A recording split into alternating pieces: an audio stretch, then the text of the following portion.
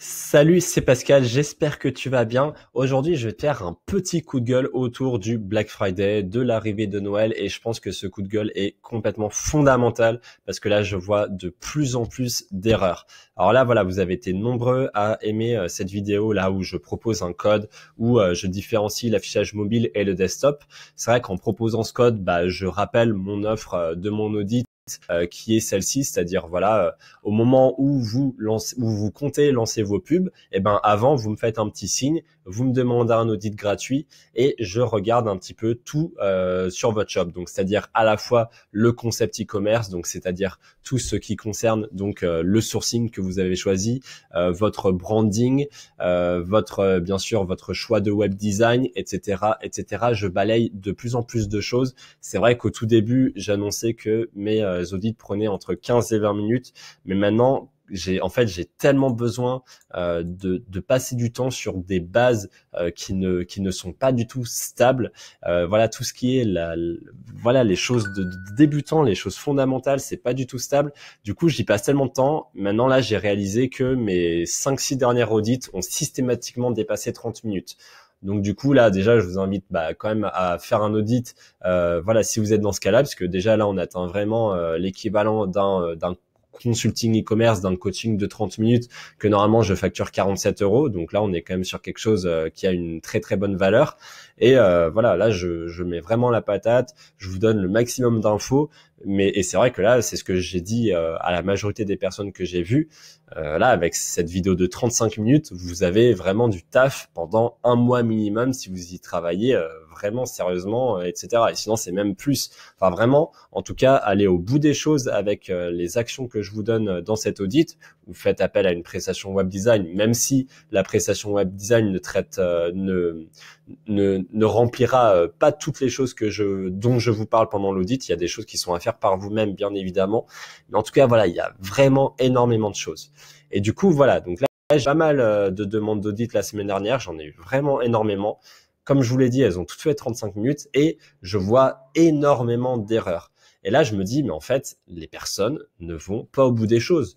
Moi, quand j'ai construit cet audit, j'ai dit, c'est voilà, là, votre site, il est prêt, vous n'avez plus rien à modifier, vous faites appel à moi. Et là, je vais regarder ce qui me manquait. Et moi, dans ma tête, je me dis, déjà, le site, il est un minimum solide. Bon, il y a forcément des petites erreurs de débutants. Voilà, si c'est votre premier site, c'est normal. Donc, c'est normal que je parle également des bases, etc. Mais je me dis que voilà, normalement, je m'attends plus à proposer un lifting de Fastlane que vraiment tout reprendre à zéro. Et là, je vois plein d'erreurs. Je me suis dit, mais bordel, mais qu'est-ce qui se passe? Qu'est-ce qui peut expliquer qu'il y a tant d'erreurs? Et l'erreur, c'est qu'il y a Black Friday et il y a Noël qui arrive. Et là, les personnes, elles se disent, mon site, il doit être prêt pour Black Friday ou pour Noël. Et du coup, tant pis, je lance. Et j'ai l'impression que c'est ça, parce que vraiment, les shops que j'ai vus étaient, mais vraiment, enfin, j'ai jamais vu autant d'erreurs dans ces shops. J'ai vu des mauvais choix de couleurs graphiques, j'ai vu des mauvais concepts, des vraiment mauvais concepts. J'ai vu, alors ça pareil, je l'avais jamais vu depuis très longtemps, mais vraiment des phrases en majuscules qui se terminent systématiquement par un ou deux points d'exclamation. Et je me dis, mais mince, mais qu'est-ce qui se passe? C'est vraiment très bizarre. Enfin, au bout d'un moment, je me demande même si, voilà, ces personnes-là me suivent en plus, parce que du coup, les demandes se sont faites depuis mon espace Messenger après avoir tapé. Et je me dis, mais, enfin, déjà, si ces personnes-là avaient suivi un peu toutes mes vidéos, voilà, là, vous arrivez sur ma chaîne, vous avez quand même les différentes playlists. Donc, si vous regardez ne serait-ce que le contenu de web design de Fastlane et allez, pourquoi pas des apps, même si c'est déjà beaucoup moins important. Déjà, juste ces deux playlists. Enfin, avant de demander l'audit, si toutes ces choses-là étaient faites correctement, mais ça serait nickel. J'aurais potentiellement juste enfin moi ça m'arrangerait presque pas, c'est-à-dire je ferais l'audit, je dirais vraiment là c'est bien, change ci, change ça pour ta description produit. Moi de toute façon je prends pas en charge ça avec les prestations, donc de toute façon voilà, je te l'aurais dit pour toi, tu le changes. Et moi j'ai rien à te proposer en fait parce qu'il y a déjà plein de choses qui sont top. Ou alors vraiment ça sert à rien de te le facturer parce que vraiment là je facture quand même un petit prix, donc si c'est pour que derrière soit juste 1% mieux, 2% mieux, c'est pas intéressant quoi. Mais vraiment là je suis pas dans ces cas-là, j'arrive dans des cas où vraiment les personnes sont persuadées de pouvoir lancer les publicités Et voilà, moi je dois mettre un énorme feu rouge et les convaincre de ça, parce que sinon là je sais qu'elles vont balancer de l'argent par les fenêtres et elles ne le comprendront même pas. Donc là j'assiste à vraiment un manque de recul qui est de plus en plus marqué sur vos shops, et vraiment voilà, je vous invite à vraiment prendre du recul par rapport à ça. Arrêtez de penser que vous avez la meilleure offre du monde et que c'est parce que vous l'écrivez en majuscule avec 3 points d'exclamation que ça va, les clients vont se dire ah mais oui c'est vrai, oh là là mon dieu c'est formidable, 15% offert pendant Black Friday, mais il faut que je fonce. Non, c'est pas comme ça qu'on fait la proposition de valeur. Arrêtez de penser à la thune que vous allez avoir avec le dropshipping et pensez à ce que vos clients souhaitent. Là, j'ai encore vu, bon, moi c'est vrai que je suis plus orienté niche, c'est-à-dire parce que voilà, en termes de niche, on peut mettre un branding un peu plus sympa, etc. Mais c'est vrai qu'après, je vois des personnes qui font la niche, mais qui font toujours la systématique erreur dont j'ai parlé plein de fois, c'est-à-dire le shop, soit beauté, soit fitness, soit chien-chat, soit produits technologiques, et ça va pas plus en profondeur. Et du coup, là, par exemple, j'avais un shop de chat. Le shop de chat, on retrouve à la fois des produits pour les chats, et à la fois des produits pour les personnes qui aiment bien les chats. Donc après, des bonnets chats, des sacs chats, enfin, et du coup, rien à voir. C'est pas du tout le même type de personnes que vous ciblez. Oui, ok, des personnes qui aiment bien les chats vont avoir des chats et elles peuvent s'y retrouver, mais c'est pas du tout le même branding. Et tant que vous comprenez pas cette subtilité, vos pubs auront un mauvais ciblage, et même en admettant que votre site soit nickel, vous allez vous foirer avec vos pubs. Et faut vraiment que, avant que vous vous lanciez, vous réfléchissiez bien à tout ça. Puisque sinon ça va pas le faire. Et là même voilà, pour vous dire, vraiment patienter pendant Black Friday. Black Friday, c'est un jour sur lequel vous pouvez avoir plus de ventes que d'habitude, et où du coup vous pouvez avoir aussi plus d'argent en brut, même si votre marge sera réduite parce que vous faites plus de volume de vente pendant cette offre-là. Mais après, si votre site est dégueulasse tous les jours, il va pas vendre comme par magie à Black Friday. Et idem pour Noël, hein. Les gens, ils vont acheter des trucs, mais ils vont pas acheter n'importe quoi pour autant, hein. Les gens, c'est des personnes comme vous et moi, hein. Ils ont un salaire, ils ont entre 1500 et 2500 euros par mois. Ils vont mettre, je sais pas, 100, 200 euros dans des cadeaux de Noël, mais du coup, ils vont faire attention, hein, de choisir ce qu'ils veulent. Ils vont pas acheter n'importe quoi. Donc c'est pareil là aussi où bon, il y avait la fameuse formation de Sébastien Cerise sur les idées cadeaux, le branding idées cadeaux, où après en fait vous faites une boutique généraliste et où vous mettez n'importe quel produit. Là en fait ça ne fonctionne pas non plus. Les produits, c'est pas, il faut des produits qui sont faits pour être offerts. Vous mettez pas des produits, vous allez pas offrir un tournevis à votre ami, hein. Enfin c'est voilà, c'est vraiment, ayez du recul avec ce que vous voulez vraiment faire, ayez une vision e-commerce de votre offre, et c'est vraiment à partir de là que vous pourrez faire des choses sympas. Là voilà, hein, ça m'est quand même arrivé d'avoir un audit la semaine dernière. La personne avait un branding qui était bien, le web design était bien. Après, il fallait vachement retravailler les images et les descriptions produits. Mais je lui ai dit, du coup, moi, ma prestation, c'est l'exact inverse, en fait. C'est-à-dire, je revois l'ensemble des sections de Fastlane, mais ensuite, je te laisse travailler les images et les descriptions produits. Du coup, toi, t'es pas une cliente adaptée à mes prestations web design. Si tu veux éventuellement passer par une prestation personnalisée pour que je te fasse au moins un beau template de description produit et que je te donne des conseils par rapport à ça pour qu'ensuite tu les mettes sur les autres produits, ça peut se faire. Mais clairement, t'es pas la cliente pour laquelle une prestation web design sera intéressante. Et voilà, ça peut arriver, hein, des personnes comme ça, et c'est top. Mais au contraire, il y a des personnes qui au moins auront mis déjà l'accent. Au moins là, si vous avez fait tout le travail que je vous ai dit et que vous avez au moins des belles images et des bonnes descriptions de produits, à la fin, hop, vous faites un petit lifting de façade avec une prestation web design et ça devient nickel. Et là, voilà. Avant, voilà, admettons là, vous allez lancer votre shop, ou là, admettons que vous vouliez faire appel à mon audit. Déjà, posez-vous ces questions, voilà, allez un peu au bout des choses, et je vais vous demander de faire cet exercice, et une fois que vous l'aurez fait, vous ferez appel à mes services. Parce que là, vraiment, moi, si dans l'audit, voilà, je dois parler 35 minutes, il y a tellement de choses à faire que même après une prestation web design, il y aura encore beaucoup de choses à faire de votre part. C'est pas forcément intéressant. C'est pas intéressant que vous investissiez dans une prestation web design et que ensuite pendant 2-3 mois vous trimiez pour faire le reste de votre site correctement, que vous fassiez, que vous ayez le bon branding, etc. Vraiment, si vous reste plein de choses à faire, ça va pas le faire. Donc vraiment, aller au bout des choses avant de m'appeler pour un audit. Je vais pas encore me dire, je vais mettre une barrière avant de faire des audits, puisque là vraiment, je considère, voilà, c'est une par personne, et tant pis. Après, voilà, si vous l'avez fait trop tôt, tant pis, hein, vous avez entre guillemets grillé votre carte, et après ça passera par du consulting. Mais vraiment, aller au bout des choses avant de me demander un audit, sinon, voilà, vous allez perdre des éléments. Donc voilà, là, avant de faire un audit, faites cet exercice-là. Vous avez lancé un site, par exemple, sur une niche, ou vous avez lancé un site sur du généraliste. Est-ce que, avant de faire ça, vous êtes allé repérer 10 sites dans votre niche? Je parle pas de sites Shopify qui sont faits par des amateurs, je parle de grosses boutiques. Sincèrement, est-ce que vous avez fait juste ça? Maintenant, moi, je fais systématiquement ça, hein. Quand je prépare un shop, quand je prépare une charte graphique, je regarde, ok, donc bon, un exemple mais complètement bateau, la beauté, du coup, quelle est la charte graphique? Bon, c'est bien évidemment le rose qui revient très souvent. En termes d'icônes, il y a souvent voilà une belle femme, etc. C'est complètement logique. Mais voilà, sur plein d'autres niches, je vois que en fait, c'est complètement à côté de la plaque, mais complètement. Et voilà, regardez les sites. Regardez un petit peu quel type de police ils utilisent pour leur logo, quel type de stratégie ils utilisent. Est-ce que c'est une stratégie un petit peu de prix de vente explosif et on essaye de presser les visiteurs? Est-ce que c'est des sites où il y a des milliers de produits et c'est plutôt voilà une espèce de caverne d'Alibaba où vous avez vraiment tellement de choix. Après vous faites votre choix et c'est finalement sur le volume où vous allez faire beaucoup de ventes. Est-ce que je sais pas moi, est-ce que voilà comment est le logo, comment il se retranscrit, est-ce qu'il y a des pop-up, comment les avis clients sont agencés, mais vous voyez il y a déjà mais tellement de choses. Et ensuite si vous vous dites ok là il a fait ça, comment je peux retranscrire avec Fastlane ou avec les autres outils, les applications Colt, etc. Comment est-ce que je peux retranscrire tout ça? Là déjà ça devient intéressant.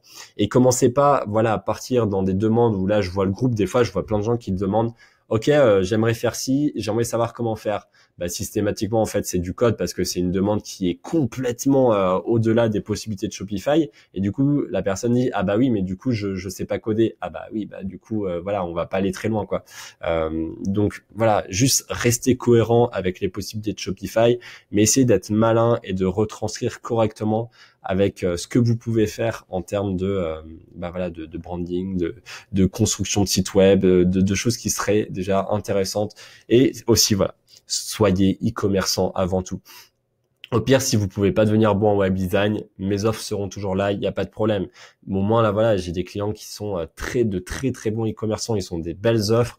Ensuite par contre sur Fastlane, ils y connaissent rien. Et ben hop, un petit lifting, ensuite c'est nickel, leur site il décolle et c'est parti.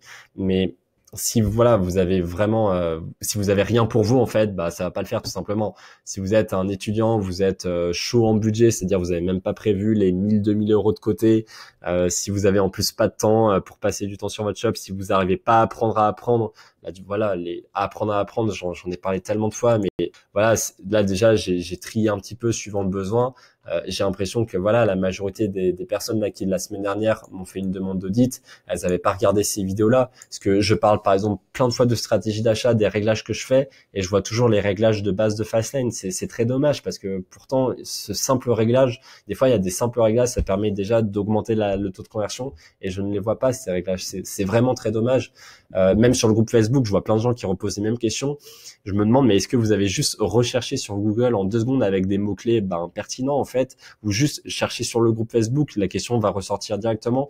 J'ai l'impression des fois vous savez pas apprendre à apprendre, vous savez pas comment chercher l'information de manière pertinente, et du coup immédiatement vous vous mettez à poser des questions à tout va sans réelle stratégie derrière, et c'est vraiment très dommage parce que voilà, il y a des fois je vois beaucoup de demandes où c'est se prendre la tête à tout va, quitte à négliger les bases qui sont pas du tout solides, et autant des fois ça va pas assez dans le détail, il y a une vision beaucoup trop brute, une interprétation beaucoup trop au premier degré des formations que vous pouvez suivre, et c'est vraiment très dommage. Donc voilà. Et sinon voilà, dites-vous votre shop il doit pas être différent qu'un autre. Dites-vous voilà, avant de faire n'importe quoi, dites-vous est-ce que la marque dont par rapport à laquelle je me suis inspiré aurait fait ce choix.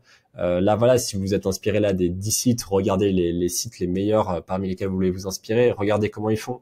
Que quand je vois les phrases en majuscules avec les points d'exclamation, etc., je me dis mais mince, enfin est-ce que tu vois des sites en France qui font ça? Ok, il y a des sites américains qui font buy now en majuscule, etc. Mais déjà en anglais, c'est tellement c'est déjà une culture qui est tellement différente.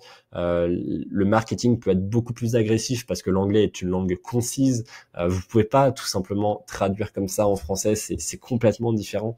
Donc voilà, vraiment, vous devez comprendre toutes ces nuances. On est sur un marché, voilà, la France, c'est un marché très analytique. Les gens se posent des questions avant d'acheter. Ils veulent un apport de valeur qui soit conséquent. Mais si vous faites ce travail-là, vraiment, ça va bien marcher.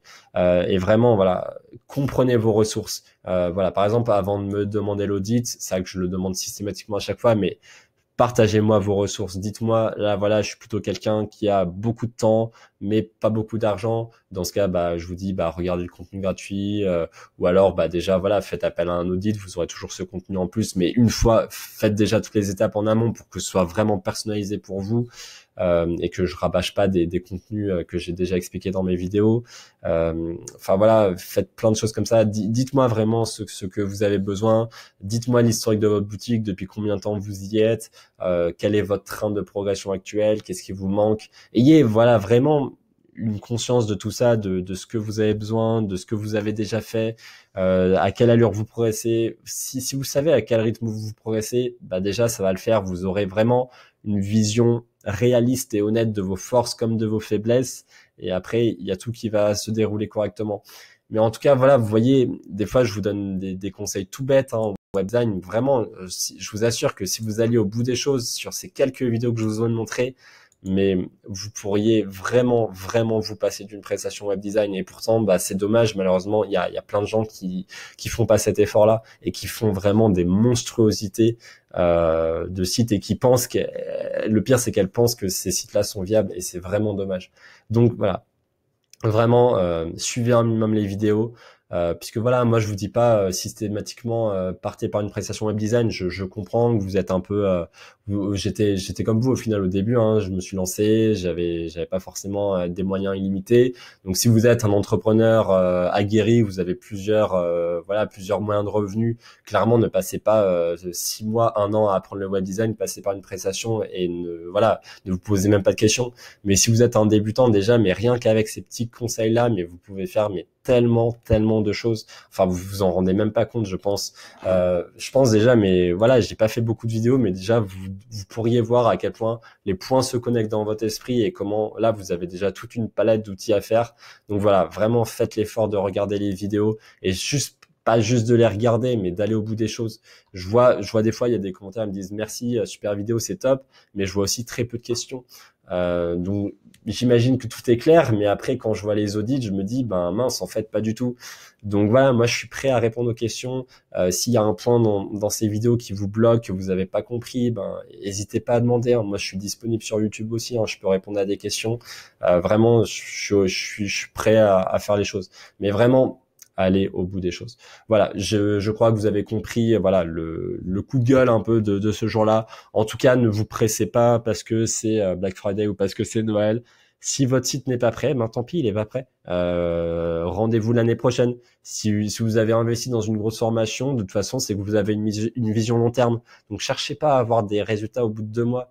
Au bout d'un moment, vous voyez qu'il y a plein de compétences à avoir. Ça prend du temps.